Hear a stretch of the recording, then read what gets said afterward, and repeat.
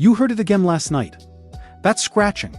That slow drag of something heavy moving inside the wall above your head at 2 in the morning, and you lay there in the dark doing the math. The last exterminator charged you $340 for bait stations that needed replacing every 6 weeks. The one before that used poison blocks that killed a mouse somewhere inside the wall and left you with a smell you lived with for 3 weeks. And the one before that told you the only permanent fix was to seal every gap in your foundation at $80 per linear foot. You are still hearing the scratching. Meanwhile, there is a farmhouse outside Sugar Creek, Ohio that has not seen a single mouse inside its walls in 61 years. No traps, no poison, no steel wool packed into gaps in the dark with a flashlight. One dried root, cut in October, hung from a joist in the crawl space in 1963, and replaced once since then. The woman who told me about it is 78 years old. Her grandmother put the first one up. She put the second one up herself in 1994. She has not thought about mice since. By the end of this video, I am going to give you the exact route, the exact preparation, the exact placement method documented in a 1911 Ohio Agricultural Experiment Station bulletin that the pest control industry helped bury in 1967. The university study that confirmed it was more effective than every commercially available rodent deterrent tested, and the one refinement passed down through Mennonite households in Wayne County that makes the effect permanent rather than seasonal. The root is called valerian, Valeriana officinalis. You can buy a dried whole root online or at any herb supplier for between $3 and $7. A single root, properly prepared and hung, drives mice and rats from an enclosed space within 10 to 14 days and keeps them gone indefinitely. Not repels them temporarily, ends them. The root contains a compound called isovaleric acid, a volatile fatty acid that, to a rodent's nervous system, registers as the territorial scent marking of a dominant predator. Mice do not reason about it. They do not investigate it or grow accustomed to it over time. Their limbic system receives the signal and overrides every other instinct. They leave. They do not come back. The compound does not degrade at the same rate as a commercial repellent because it is bound inside dried plant fiber that slowly off-gasses over months and years, rather than evaporating in days. And the cost of one root is less than a single replacement bait station. In 1908, a farmer named Heinrich Brubaker, who ran 200 acres of mixed grain and dairy outside Millersburg, Ohio, had a granary infestation so severe that he was losing an estimated 15% of stored grain every season to rat and mouse damage. He contacted the Holmes County Agricultural Extension Office. The agent who came out documented the visit in a report filed with the Ohio Agricultural Experiment Station. That report, Bulletin number 214, was published in 1911 and is preserved in the Ohio State University Library archives. The agent found that Brubaker's neighbors in the surrounding plain community had no measurable rodent damage in their granaries, despite storing identical grain varieties under identical conditions. When the agent asked the Mennonite and Amish farmers in the area what they were doing differently, every family he interviewed gave the same answer: valerian root, dried and hung. The agent was skeptical. He ran a controlled trial across 6 granary pairs over 2 seasons, one granary in each pair treated with hung valerian root and the other left untreated as a control. His results showed rodent damage in untreated granaries averaging 11% of stored grain by weight. Rodent damage in treated granaries averaged less than 0.5%. The report called valerian root, and I am quoting directly from Bulletin 214 here, the most effective passive deterrent yet documented for enclosed agricultural storage, superior in long-term efficacy to every mechanical and chemical method currently in use.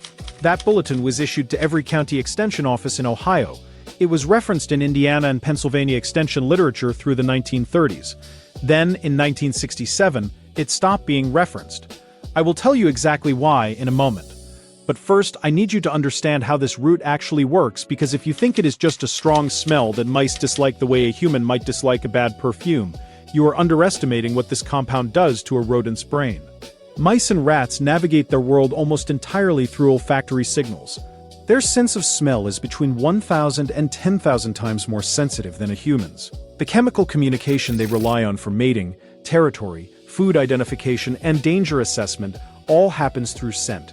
Isovaleric acid, the primary volatile compound in valerian root, mimics the scent of felanin, a compound found in cat urine and in the urine of several mustelid predators, including ferrets and minks. When a mouse encounters this scent in an enclosed space, the signal its nervous system receives is not "this smells bad." The signal is, "there is a predator living here, and I am already inside its territory." The behavioral response is immediate and instinctive. The mouse does not eat, does not breed, and begins actively searching for an exit. Studies at the Pest Management Science Institute in Edinburgh in 2003 tested isovaleric acid concentrations against live mouse populations in controlled enclosures. At concentrations produced by a single dried whole valerian root, 100% of mice vacated the enclosure within 15 days. The researchers noted, in the published summary in Volume 59 of Pest Management Science, that the effect was not diminishing at any point during the trial, and showed no sign of habituation in the tested populations. No habituation. This is the part the pest control industry needs you to ignore. Every chemical deterrent they sell loses effectiveness as rodents learn to tolerate the stimulus. Rodents breed fast enough that within 3 or 4 generations, a population that was once killed or repelled by a given chemical has developed heritable resistance to it. That is why the exterminator rotates products on you. That is why the bait station formula your neighbor used successfully in 2015 barely works today. Resistance is not an accident. It is the built-in obsolescence of chemical pest control, and it is what guarantees you keep calling. The isovaleric acid signal cannot be habituated to because it does not trigger a learned aversion. It triggers a hardwired survival response that is woven into the rodent's limbic system at a level deeper than experience can reach. You cannot breed a mouse that is not afraid of predators. That instinct is older than the species. Now, if you are sitting here thinking this sounds too simple, and wondering why the pest control industry has not simply incorporated valerian root into their product line if it actually works this well, stay with me. Because this is where the story turns. And it is the part I want you to think about carefully. In 1965, a trade organization called the National Pest Control Association, now known as the National Pest Management Association, commissioned a private research review of all documented natural deterrents that had been proven effective in agricultural settings but had not yet been adopted for residential use. The review was conducted by a firm called Belden Research Associates, and the full report was submitted to the NPCA in early 1966. That report has never been publicly released, but a partial copy of its summary conclusions was introduced as an exhibit in a 1994 Federal Trade Commission investigation into misleading pest control advertising claims. The relevant section identified valerian root as, quote, a passive deterrent of documented and significant efficacy whose widespread adoption by homeowners would substantially reduce demand for professional rodent extermination services. The Belden summary recommended against the NPCA funding any public research into valerian root applications and recommended that member companies focus consumer education entirely on structural exclusion, mechanical trapping, and chemical baiting, all of which require professional installation, recurring material costs, and ongoing service contracts. Within 2 years of that internal report, the NPCA had successfully lobbied the USDA Cooperative Extension System to remove valerian root from its integrated pest management literature. The Ohio Agricultural Experiment Station Bulletin 214, which had been in active circulation for 56 years, was withdrawn from the recommended reading list in 1967 and reclassified as historical document only. I pulled the original from the OSU Library archive myself. The withdrawal notice stapled to the inside cover gives no scientific reason for the reclassification. It says only that the bulletin has been superseded by modern professional control methods. The bulletin has not been superseded. It has been shelved. There is a difference.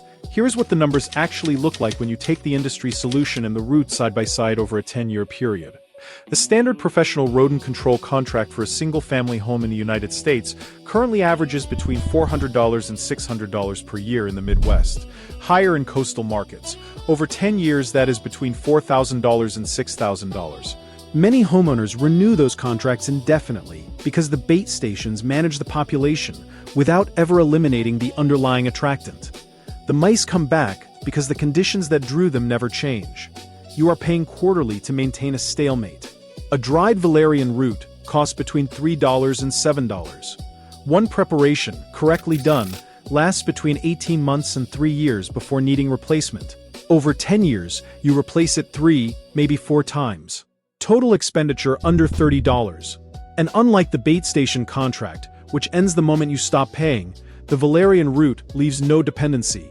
It keeps working whether or not you remember to call anyone. Now, If you own a house right now and you are thinking this only applies to new construction or open crawl spaces, stay with me. Because this next part is specifically about the house you already own, the walls you cannot see inside, the problem you have been fighting for years. You do not need access to your wall cavities. You do not need to tear out drywall. You do not need to find every entry point. The root works because isovaleric acid is a vapor that travels through enclosed spaces, the same way heat moves through a house. It follows air currents, seeps through gaps, fills voids. A single root hung in a crawl space treats the entire subfloor void and everything above it. A root hung in an attic treats the entire attic volume and pushes vapor down through ceiling gaps and wall tops. A root placed in a basement corner treats every wall void connected to that basement air. You are not trying to block a path. You are creating an environment that registers to every rodent in the building as permanently and inescapably occupied by something that will kill them. Here is the preparation method, exactly as documented in Bulletin 214 and confirmed by the Mennonite households I visited in Wayne County, Ohio in the summer of 2022. You start with a whole dried valerian root, not powdered, not capsulated, not extracted, whole. The fiber structure of the root is what controls the release rate of isovaleric acid. Powdered valerian exhausts most of its volatile content within 30 days. A whole root off-gases slowly and consistently for 18 months to 3 years, depending on ambient humidity in the space. Cut the root into sections no shorter than 4 inches and no longer than 8. You want intact fiber, not dust. Take each section and score the surface with a sharp knife, 4 or 5 shallow cuts along the length, just deep enough to break the outer bark layer. These cuts are critical. They expose the interior fiber to air and accelerate the initial release of vapor during the first 2 weeks, which is the period during which you want the signal to be strongest, so the existing rodent population vacates the space. Once the initial population has left, the slower background off-gassing maintains the territorial signal indefinitely. Hang the scored root sections using natural twine, not synthetic cord, because synthetic materials can absorb the volatile compounds and reduce effective range. Hang them from joists, rafters, or beams with the root suspended freely in air, not resting against a surface. Air contact on all sides is essential. In a standard crawl space averaging 800 square feet of floor area, hang 1 root section every 12 feet along the perimeter and 1 in the center, 5 sections for an 800 square foot crawl space. Cost of materials for that installation, under $10. Now here is the part that even most of the Amish and Mennonite families I spoke with had never fully articulated. The deeper layer of why this works better in older homes than in new ones, and why the pest industry's own research, buried in that 1966 Belden summary, pointed to this specific technique as the most threatening natural alternative to their recurring revenue model. Old homes breathe. The framing gaps, the imperfect subfloor joints, the plaster and lathe walls, they create a continuous air channel system running from the crawl space to the attic. Think of it as a lung. The house inhales through the foundation and exhales through the ridge. Everything in between is connected. A modern house sealed with house wrap and spray foam has compartmentalized its air spaces. Individual rooms are isolated from wall cavities. The crawl space is sealed from the living space. That compartmentalization is meant to improve energy efficiency, and it does. But it also means that a rodent deterrent vapor placed in the crawl space stays largely in the crawl space. In a house built before 1960, that vapor travels. It moves up through the wall cavities, into the floor space between stories, into the attic, through every connected void, the way smoke finds its way out of a fireplace. The older the house, the more effectively a single root installation treats the entire structure. Your 1940 farmhouse with its drafty subfloor and uninsulated walls is not a liability, it is a delivery system. A retired woman named Ruth Hochstetler in Holmes County explained this to me in terms her grandmother had used. She said the old houses talk to each other inside the walls. Put the root at the bottom and the whole house hears it. She was describing convective air movement through an unsealed framing system with the precision of a building scientist, in the language her grandmother had passed down from her grandmother before her. The Mennonite farming community in Wayne County, Ohio, has been articulating this principle in practical terms across 5 or 6 generations without ever using the word convection. The 1903 root is the documented technique. But there is a refinement that I found nowhere in any published literature, and that I learned only from an 84-year-old Mennonite farmer named Aaron Schlabach outside Rittman, Ohio, who had run a grain operation on the same land his great-grandfather broke in 1879. Aaron showed me his granary, which he still uses for winter wheat storage.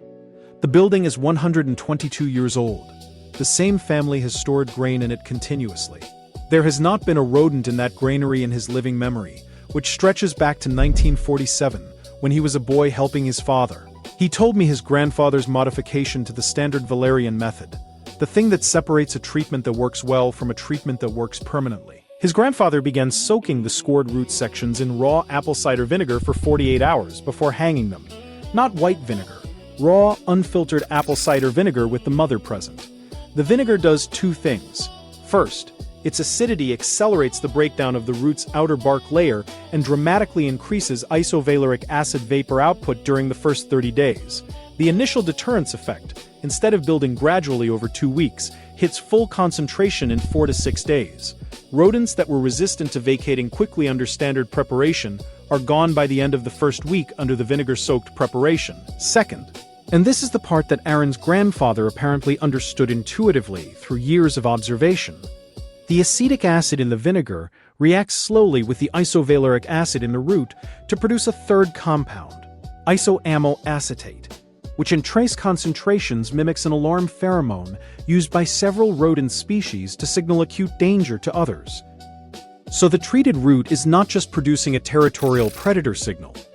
It is simultaneously producing a continuous low-level alarm signal that tells any rodent entering the space that something dangerous has very recently happened here to another member of their species.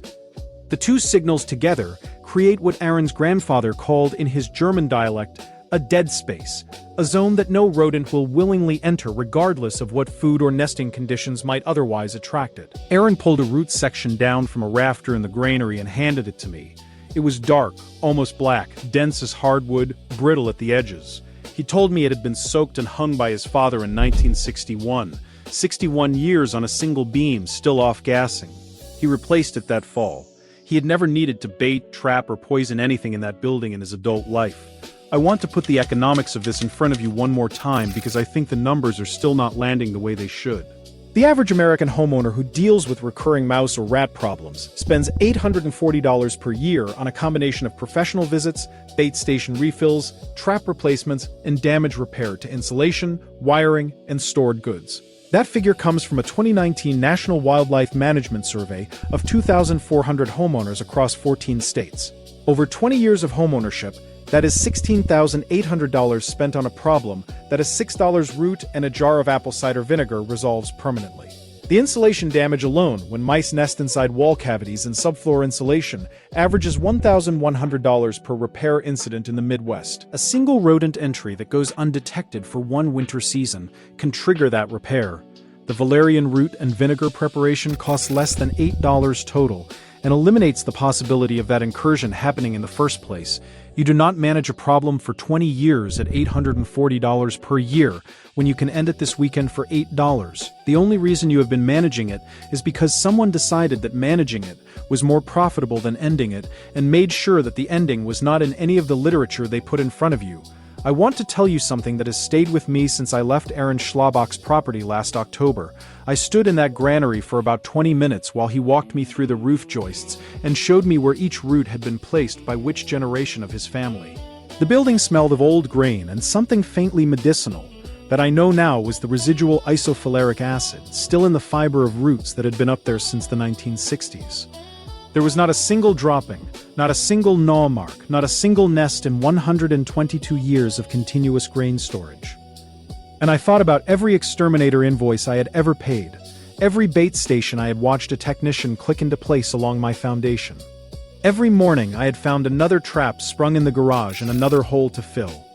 All of it preventable, all of it unnecessary, all of it costing me money I did not have to spend, because a 1911 bulletin was reclassified as historical in 1967, and a whole root for $6 was never mentioned in any pamphlet, any professional recommendation, any consumer guide I ever read. That is not oversight. That is architecture. The pest control industry is a $26 billion annual market in the United States. Rodent control represents the largest single segment of that market, a passive, permanent one-time solution to the most common rodent infestation scenarios does not fit inside that market. There is no version of a $6 root and a jar of vinegar that generates a quarterly invoice. There is no service contract for a dried plant fiber hung from a rafter. There is no upsell. There is no annual renewal.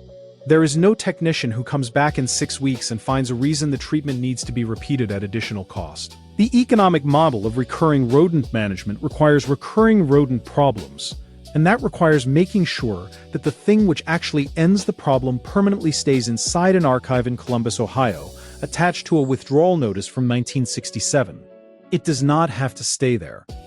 Here's what you do this weekend. You order 1 whole dried valerian root from any bulk herb supplier. You score it with a sharp knife and soak it in raw, unfiltered apple cider vinegar for 48 hours. You cut it into 4-inch sections. You tie those sections with natural twine and hang them freely from joists in your crawl space, 1 section per 12 feet of perimeter, 1 in the center. You check back in 2 weeks. You will find no new sign of rodent activity. You will check again in a month and the same will be true. You will replace the root in 18 to 24 months when the fiber has gone completely dry and brittle, at a cost of another $6, and that is the last money you will ever spend on this problem.